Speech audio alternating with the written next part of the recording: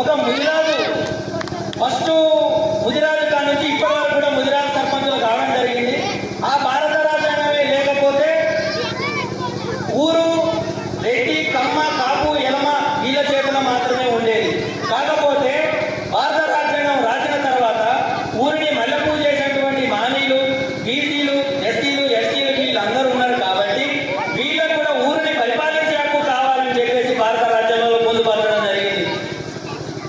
Next భారత రాజ్యాంగం చేపట్టి ములాయం సింగ్ యాదవ్, లల్లూ ప్రసాద్ యాదవ్, కర్పూర్ ఠాగూర్, కరుణానిధి అనే ఒక మంగళాయన కూడా భారత రాజ్యాంగం ద్వారా ఒక రాష్ట్రానికి ముఖ్యమంత్రి చేయడం జరిగింది.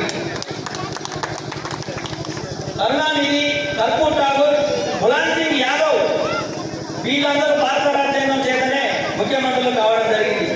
భారత రాజ్యాంగమే లేకపోతే మనకు పింఛన్లు కానీ